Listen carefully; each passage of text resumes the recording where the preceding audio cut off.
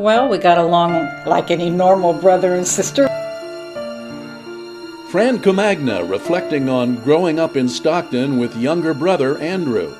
We had our little squabbles. I remember when we moved to our newer house that had 3 bedrooms, his room was in the middle and there was a door on each side.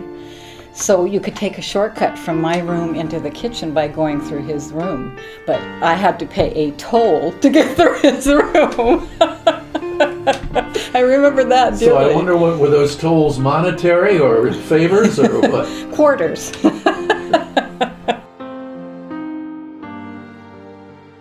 The family name was Botto, and with lots of Italian relatives, there were many get-togethers. Every birthday, every baptism, every communion, every excuse for a party, we had a big Italian dinner and party, and all the relatives were there. Andrew joined the Navy in 1967. The Vietnam War was raging, and he was just about to be drafted.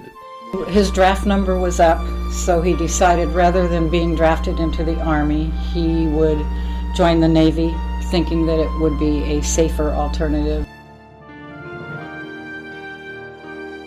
This is boot camp. Yeah. This was boot camp. He earned honors in boot camp, but as he told his family about his experiences afterward, he didn't really find a home in the Navy and hoped when his hitch was up to come home and study pharmacy. He was going to be happy to not be there. And he sent home a lot of letters. I still have some of them. Some of the seas got pretty rough, and everybody got sick. And of course, when he first went on that ship, you're a seaman apprentice, so you get all the not so fun duties. The ship was the USS Frankie Evans, a destroyer. Andrew was on his second sea tour in 1969 when the Evans was deployed to the waters off South Vietnam. They were shelling coastal areas in support of U.S. troops on the ground when they were called off and sent into maneuvers with the Australian Navy farther out in the South China Sea.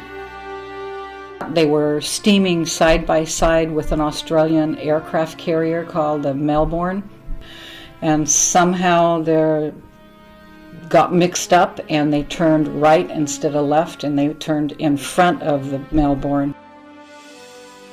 The much larger carrier sliced through the Evans, sending the forward section to the ocean bottom within minutes.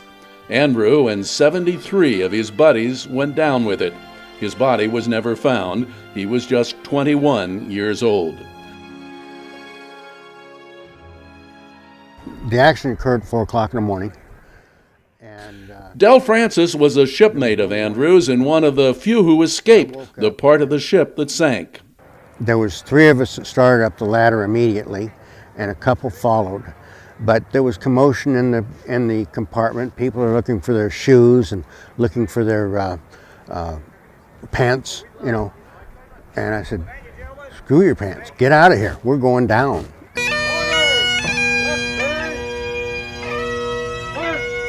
Francis was at the California Veterans Memorial in Sacramento when Andrew Botto's name and those of 21 other California sailors who died in the Evans tragedy were added to it as a result of recent special legislation. His name is also on the Vietnam Monument in downtown Stockton, which was one of the first in the nation honoring Americans killed in the war. But it is missing from the Vietnam Wall in Washington, the nation's foremost memorial to those who paid the supreme sacrifice.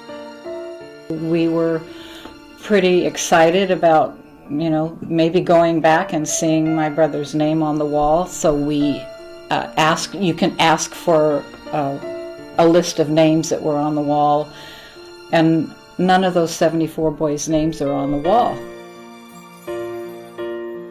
Fran says her mother wrote to her representatives in Congress and eventually the Pentagon before being told why.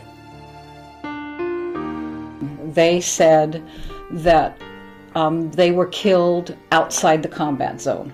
There's this imaginary line that's drawn in the South China Sea, and they were on the wrong side, so the Department of Defense does not consider them a casualty of the Vietnam War.